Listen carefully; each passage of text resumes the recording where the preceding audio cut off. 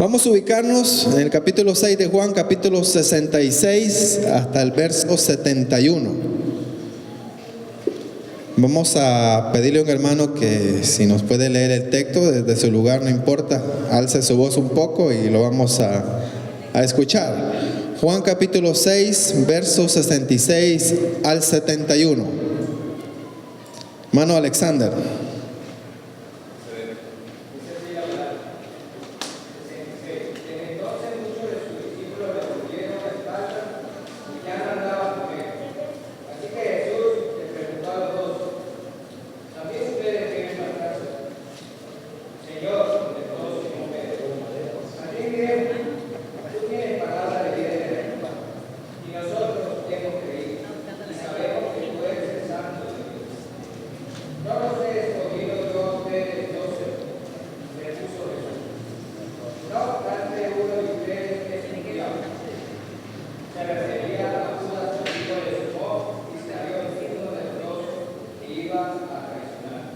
Amén.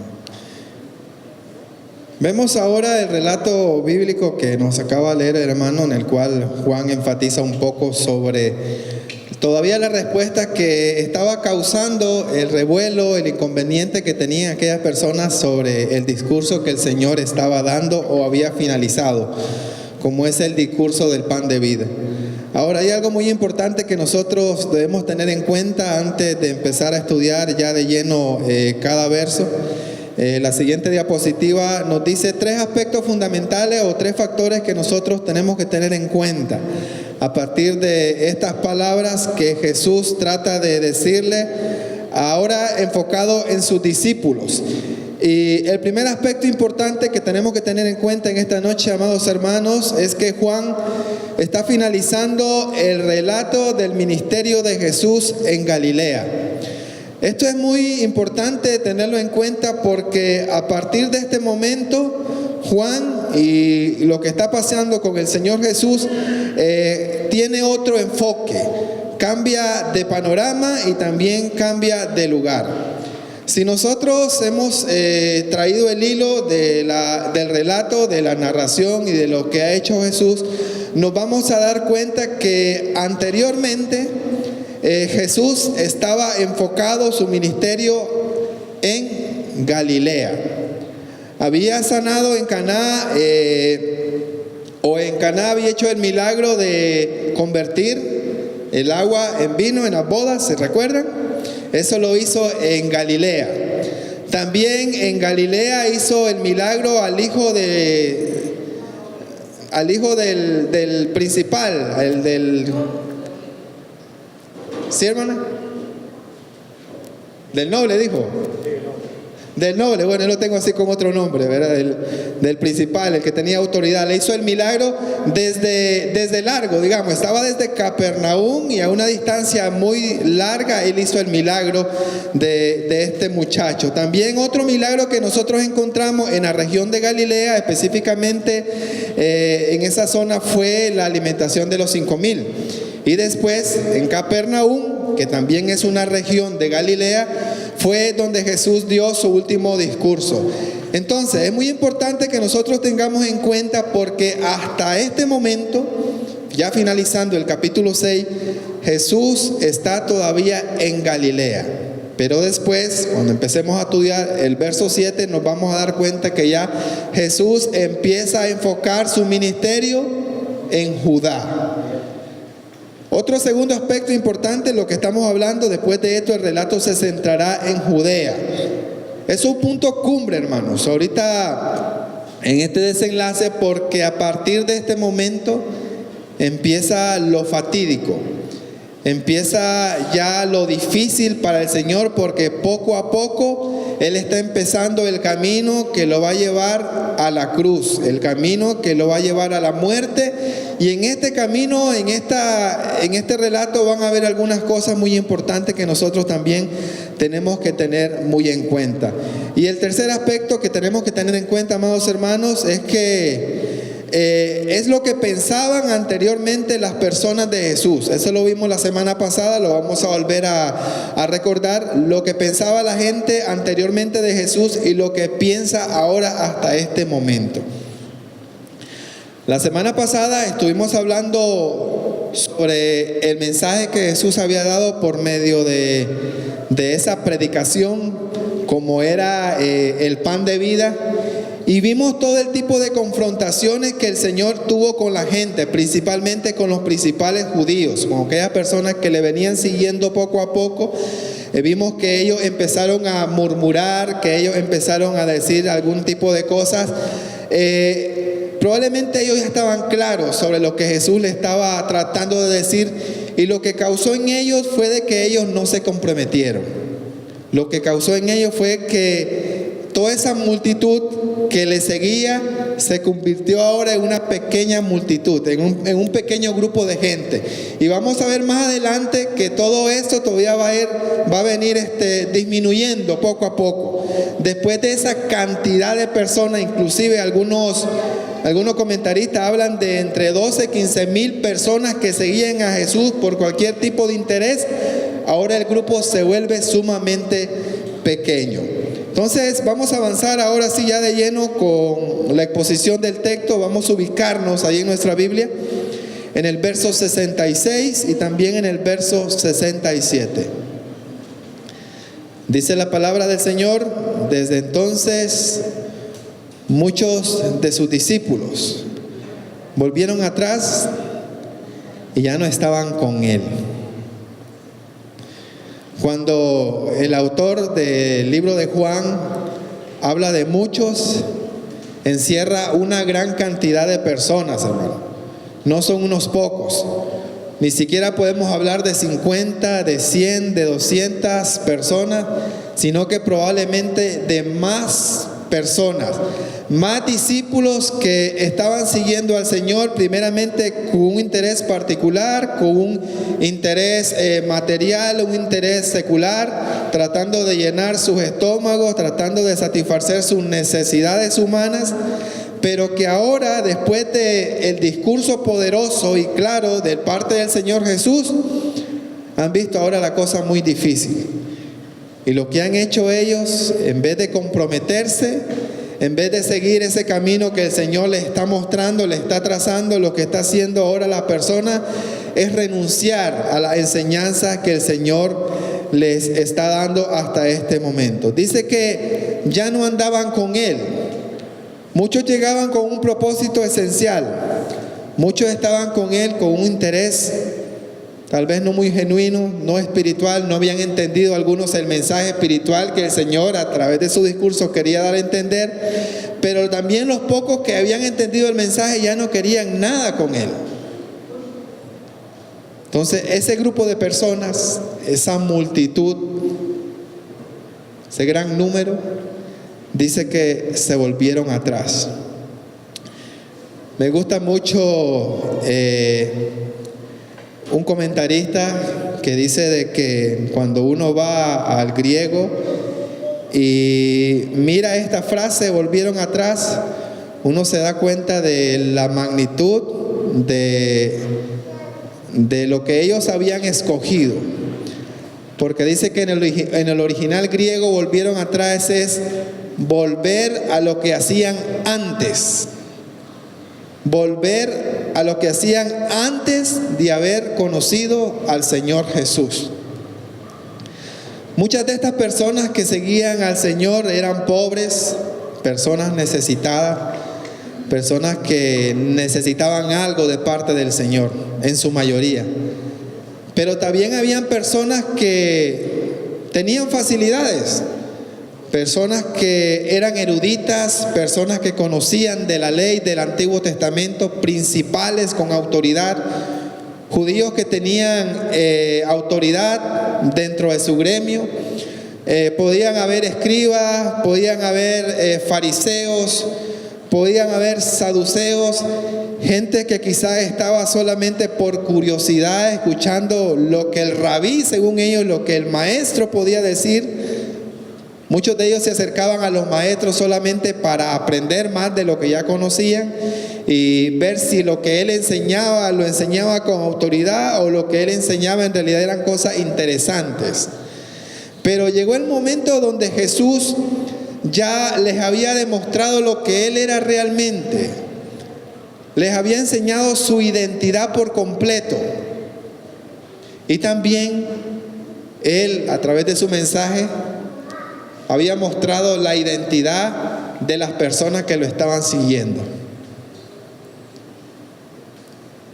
Eran personas pobres, había personas que también tenían posibilidades, habían personas con gran conocimiento, pero en lo profundo de su corazón, en la identidad como personas, eran personas que no se querían comprometer, que solo querían estar en los momentos sencillos, en las situaciones fáciles con el Señor Jesucristo. Verso 67 dice: dijo entonces Jesús a los 12: ¿queréis acaso iros también vosotros? Muchas veces me he puesto a estudiar los mensajes que Jesús enseñó cuando anduvo en la tierra, y se nos hace más fácil cuando tenemos una Biblia que viene ahí como en otro color, las palabras de Jesús, y viene ahí en color anaranjado o color rojito ahí, y uno se da cuenta que son palabras de Jesús, ¿verdad? Con ese motivo se hacen este tipo de Biblia, para que exalten las palabras que el Señor Jesús dijo.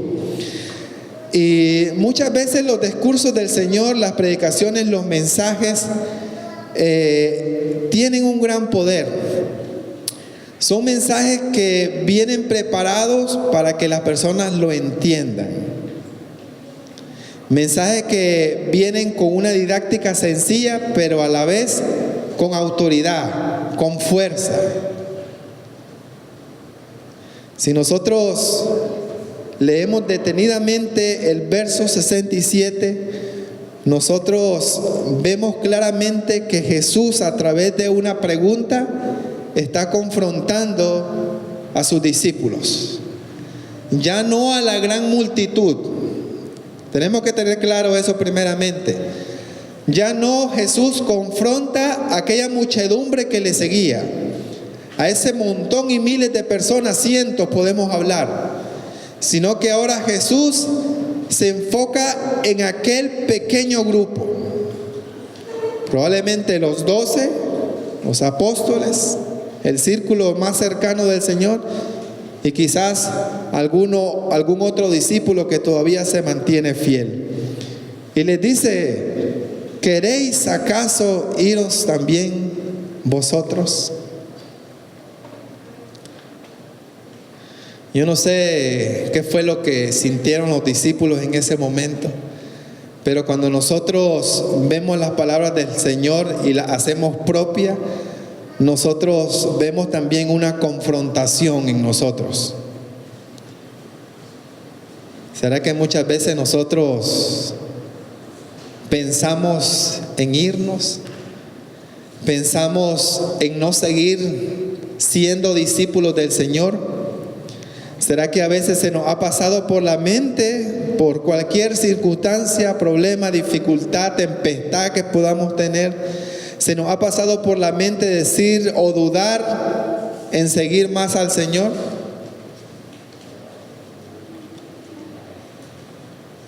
Recordando las palabras de Jesús a través de las parábolas del sembrador, me doy cuenta de que dentro del grupo de discípulos, hablando de manera general, nosotros encontramos el efecto de la palabra, de esa parábola que el Señor mencionó. Y yo claramente identifico dentro de este grupo de discípulos del Señor, estos que le seguían, a dos tipos de semilla. La semilla que fue tirada en el camino, dice la palabra del Señor que esta semilla es aquella donde las personas la oyen, escúchese bien. La muchedumbre, las personas que iban siguiendo al Señor, habían escuchado, inclusive habían visto las señales, los milagros, todas las cosas grandiosas de parte de Dios. Habían visto y habían escuchado el mensaje poderoso de Dios, de parte de Jesús. Pero según la parábola dice que estas personas que escuchan, solamente escuchan, así como los judíos, pero que no se comprometen y que después de escucharla no quieren hacer nada más. Entonces Satanás aprovecha, viene y le mete en su corazón un sinnúmero de cosas para que la palabra no sea puesta en práctica. Pienso de que este tipo de cosas fueron las que pasaron con este tipo de gente, con las personas que renunciaron en este momento. Fueron personas que escucharon bonito el mensaje del Señor, su oratoria, su didáctica, pero que Satanás inundó su corazón y no quisieron seguirle más, no quisieron comprometerse. Pero ¿qué pasó con los discípulos? Bueno, el Señor les dice: ¿queréis acaso iros también vosotros? Ahora en el verso 68, avanzando con la diapositiva, está la respuesta. Y vemos quién le responde, como ya de costumbre, ¿verdad?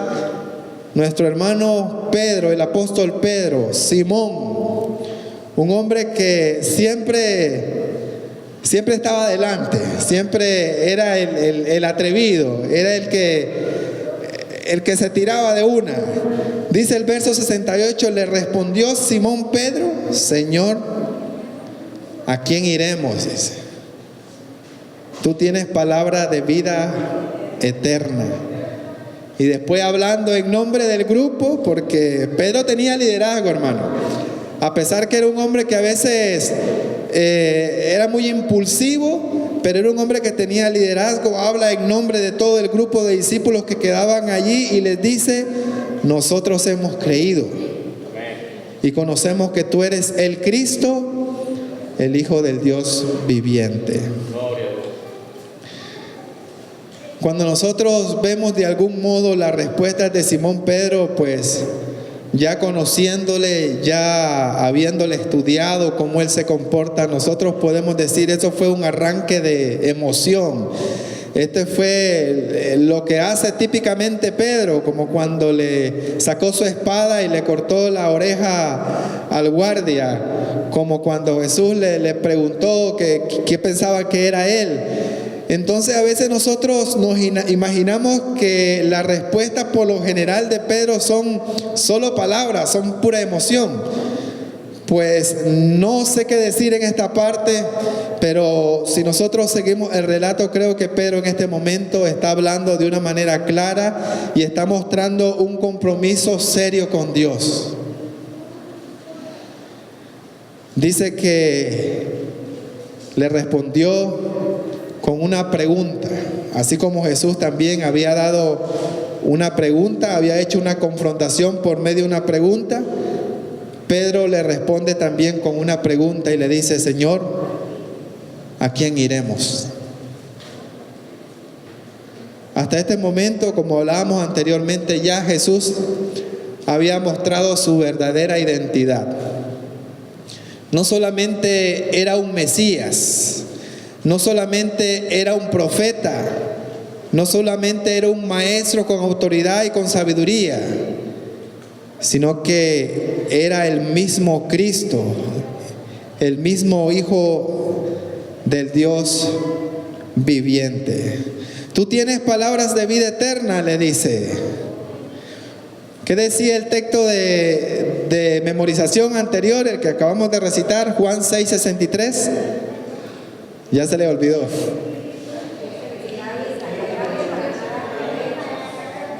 Las palabras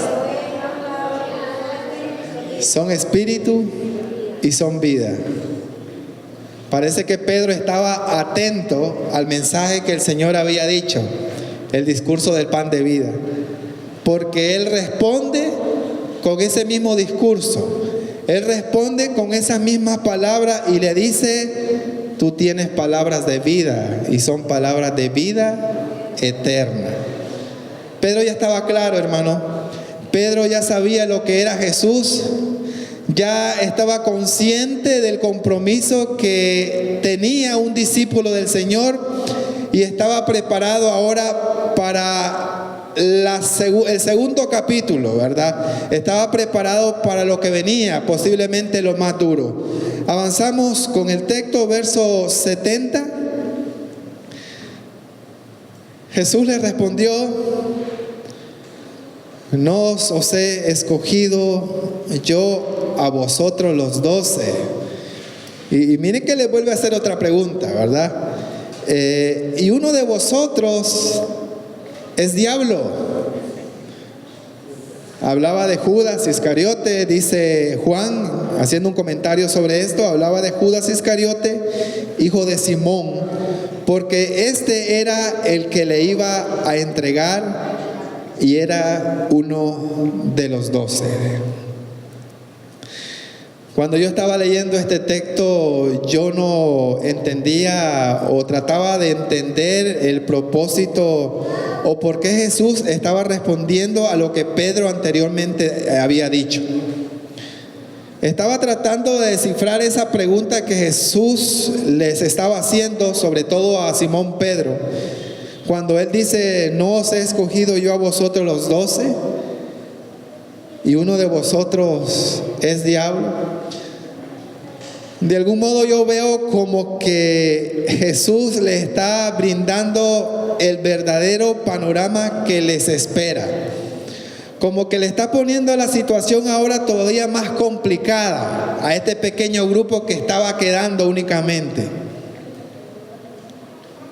Ellos estaban viendo a la multitud que estaban partiendo porque estaban rechazando a Jesús.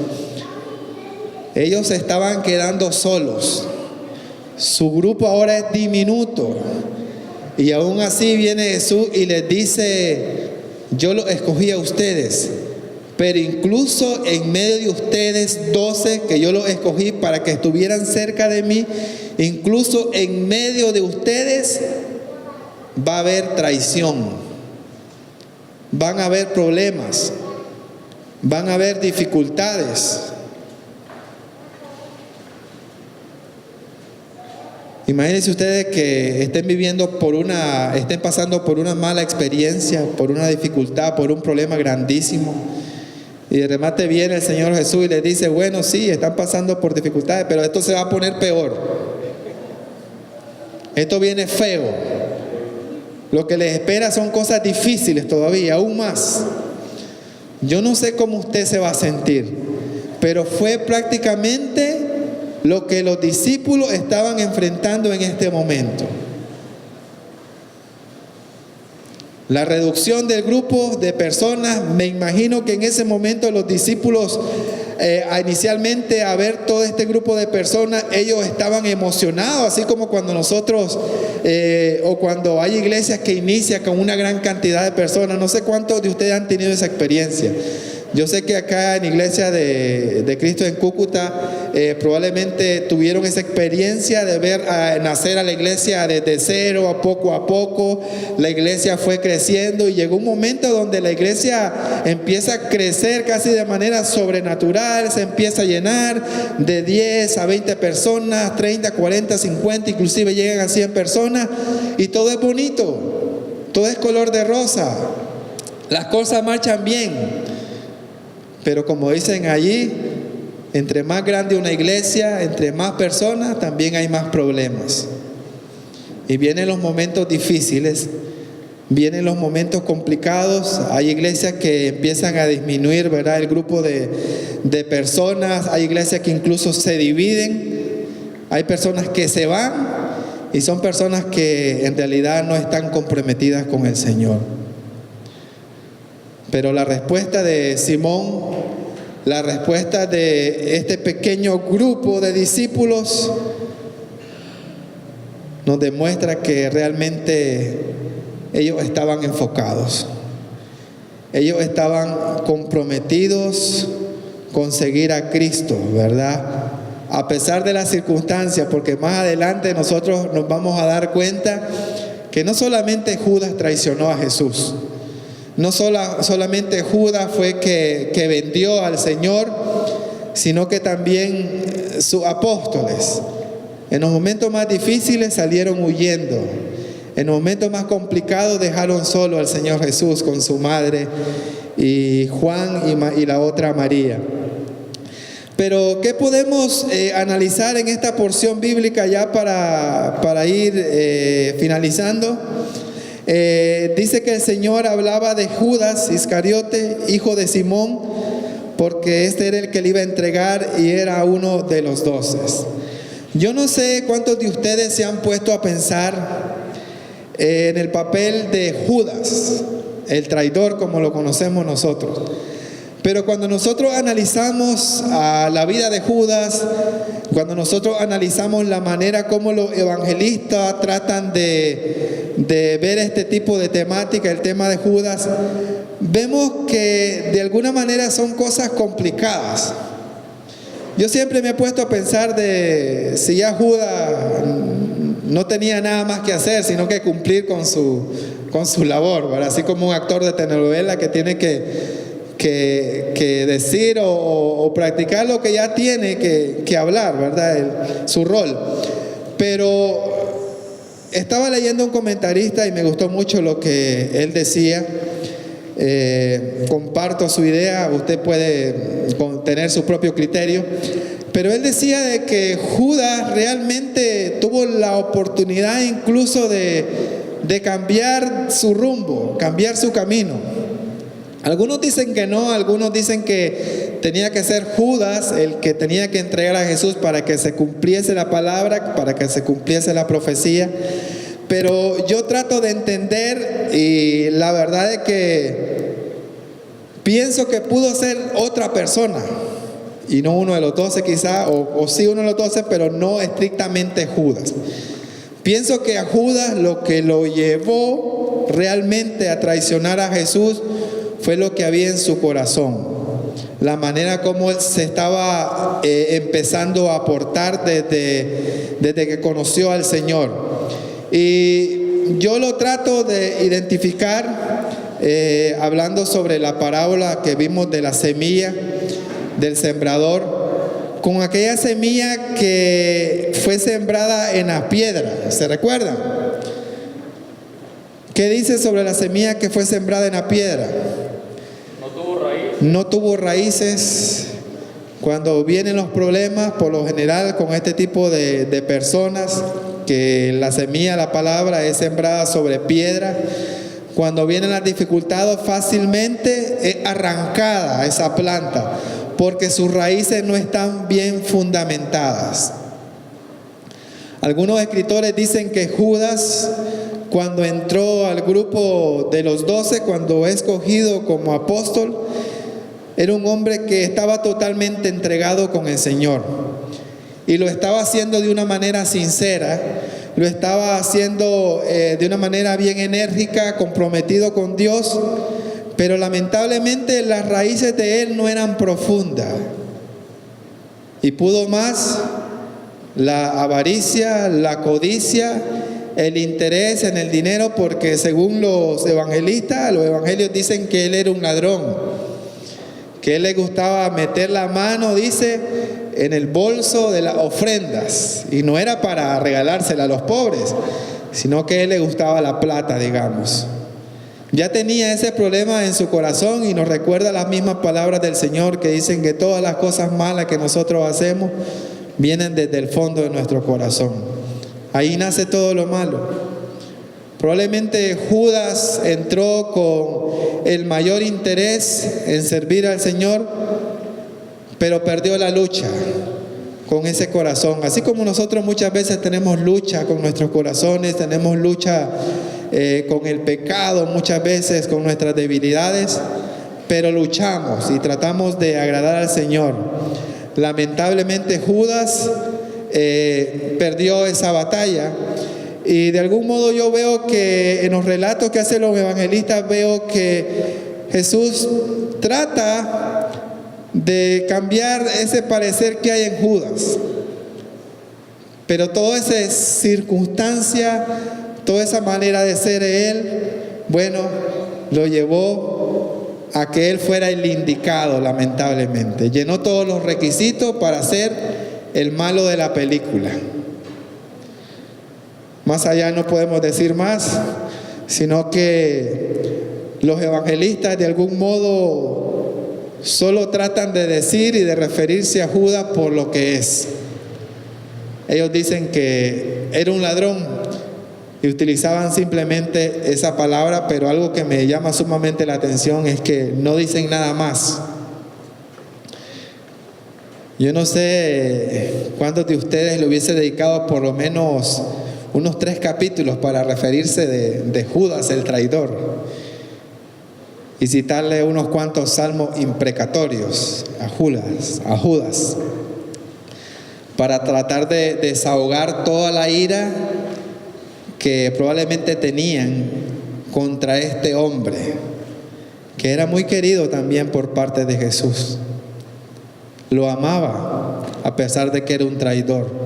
Algunos dicen de que inclusive después del amado de Juan, dicen que era el segundo, porque siempre estaba a la par del Señor. Algunos dicen que estaba inclusive a la diestra o a la par del Señor, y las personas que por lo general se ponían a la par de su maestro, del rabí, eran aquellos al cual más amaban y tenían confianza. Pero este hombre que se le dio toda la confianza fue el que traicionó al Señor. Ese era el encargo que tenían ahora los 12 apóstoles o los 11, el pequeño grupo de discípulos. Lidiar ya con la traición de muchas personas, de cientos, y también lidiar ahora con la traición del que había de entregar al Señor. Vamos a hablar sobre algunas de las aplicaciones que nosotros podamos poner en práctica a través de este texto que hemos estado analizando. Avanzamos, hermanos, ya con la última diapositiva. Y la primera aplicación que nosotros podemos encontrar en el texto es que discípulos que están en las buenas, pero no en las malas. Dentro de la iglesia, amados hermanos, yo creo que hay de todo. Ahí hay un dicho, ¿verdad? Hay de todo en la viña del Señor. Y por experiencia hemos conocido que este dicho es cierto. Dentro de la iglesia hay de todo tipo de discípulos. Hay aquellos que solo les gusta un cristianismo light, como dicen por ahí, un cristianismo sencillo, que solo esperan lo bueno, solo la bendición de parte de Dios. Venga que todo es bueno, venga toda bendición, ¿verdad? Y muchos de nosotros lo hemos conocido por esos movimientos de la prosperidad que hablan solo de prosperar, hablan de dinero, cosas buenas, que Dios va a hacer lo máximo por ti. En parte es cierto, pero Dios no nos prometió siempre cosas buenas. La vida del cristiano no siempre tiene cosas buenas. A veces es necesario que se nos ponga a prueba nuestra fe. Es allí donde nosotros vemos que si realmente somos verdaderos seguidores del Señor. Muchas veces queremos lo bueno, pero no lo malo. La verdad es que yo me alegro y la verdad que me anima mucho el de conocer de personas, sobre todo de esta iglesia, que están pasando por dificultades y dificultades grandes, hermanos. Inclusive están poniendo en riesgo su vida, están pasando por momentos difíciles, circunstancias donde algunas familias no tienen ni qué comer. Hay hermanos que no tienen ni para el transporte para venir a la iglesia, pero muchos de ellos, y lo digo con toda seriedad, muchos de ellos están aquí. Muchos de ellos vienen a pie los días domingos para congregarse. Y son hermanos que están realmente comprometidos. Son hermanos que a pesar de lo que estén pasando, las dificultades, ellos están comprometidos no con nosotros, sino con Dios. La segunda aplicación, hermanos, que nosotros podemos encontrar es que hay discípulos no muy bien sustentados y estos discípulos se cansan y decaen como Judas. Él inició bien, él inició con ánimo, él inició con propósito, él inició entregado, pero poco a poco se fue cansando, hermano. Se fue debilitando y las pocas raíces que tenía no le dieron para llegar a la meta. Nosotros nos podemos cansar, hermano, y se vale.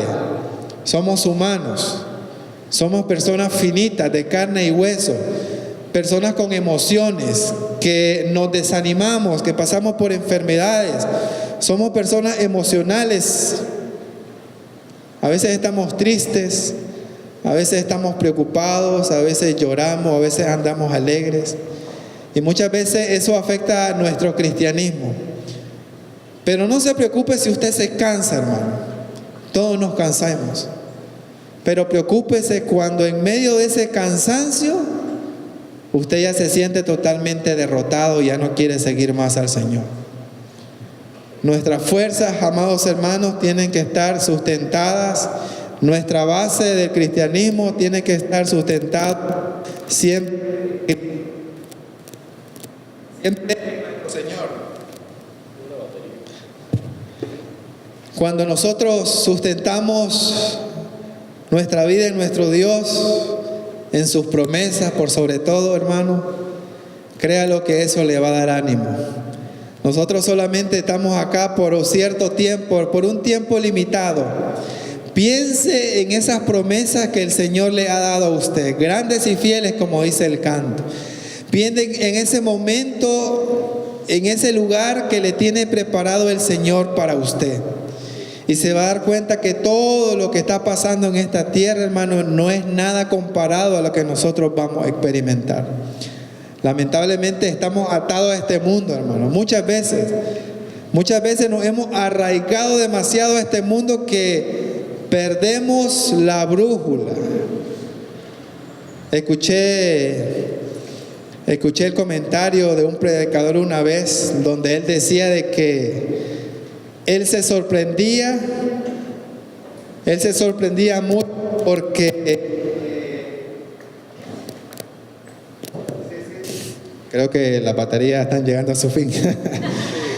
Él se sorprendía mucho porque decía que había muchos cristianos que le daban de qué hablar a los ateos y que y que muchos ateos no se convertían al cristianismo por culpa de los cristianos. Sí, por culpa de nosotros mismos. Yo me puse a pensar y analizar esto. Sí, tiene razón este predicador. Porque él decía, ¿qué sucede cuando un cristiano está enfermo? Cuando un cristiano está a punto de morir, ¿qué es lo que hacemos por lo general nosotros? Nos ponemos tristes, nos ponemos preocupados y vamos donde el hermano a orar para que este hermano se cure, se sane o que siga viviendo. Y no nos damos cuenta de que qué es lo que le conviene más a un cristiano realmente. Irse con el Señor, irse con el Padre, porque allá va a recibir su promesa, allá va a gozar de una vida mejor y aquí no va a estar sufriendo. Aquí no va a arriesgar su cristianismo, aquí no va a arriesgar su alma con tantas cosas que hay. Por eso decía Pablo, para mí el vivir es Cristo, pero el morir es ganancia. Entonces dicen los ateos, yo me voy a convertir al cristianismo cuando vea en ustedes un verdadero cristianismo, que actúen según lo que predican. Si quieren llegar al cielo, ¿por qué no hacen lo posible por llegar al cielo? ¿Por qué no se alegran por llegar al cielo? Inclusive cuando están pasando momentos dolorosos, enfermedades, inclusive en el hecho de muerte, si es lo que más le conviene a uno. Pero somos humanos y muchas veces nos arraigamos a este mundo. Tercera aplicación, hermanos, hay discípulos dispuestos y comprometidos. ¿Hay discípulos dispuestos y comprometidos en la iglesia, hermanos? ¿En la iglesia de Cúcuta? Yo creo que sí. He conocido a muchos de ellos y muchos de los que están acá son discípulos comprometidos. Son discípulos que han creído en el Señor. Finalmente, la cuarta aplicación dice, nuestras raíces deben estar sustentadas en una relación personalmente estrecha con Dios. Muchas personas que estaban siguiendo al Señor habían escuchado, pero todavía no tenían esa relación profunda con Jesús. ¿Quiénes fueron los que se quedaron al final? Los más allegados, los más cercanos, los que conocían verdaderamente al Señor, los apóstoles y probablemente algunos más, las mujeres. En los momentos difíciles, en los momentos complicados del cristianismo, entre más cerca esté usted del Señor Jesús, más comprometido y más fiel va a estar con Él. Si usted se aleja, si usted ignora su palabra, si usted ignora las cosas que se le enseñan, el riesgo va a ser inmenso, hermano. Las cosas van a ser más difíciles y probablemente en las situaciones complicadas usted va a terminar traicionando al Señor. Así que nos conviene estar más cerca del Señor. Aquí vamos a finalizar, amados hermanos, todo este capítulo 6, donde hemos hablado sobre la alimentación de aquella multitud. Hemos hablado de Jesús caminando sobre el mar. Hemos hablado de ese hermoso discurso del pan de vida y también las consecuencias que tuvo tanto para las personas que le seguían como también ahora sus discípulos que se han comprometido a seguir al Señor. Así que nos vemos, si Dios quiere, el próximo miércoles, y que Dios me los bendiga a todos por igual.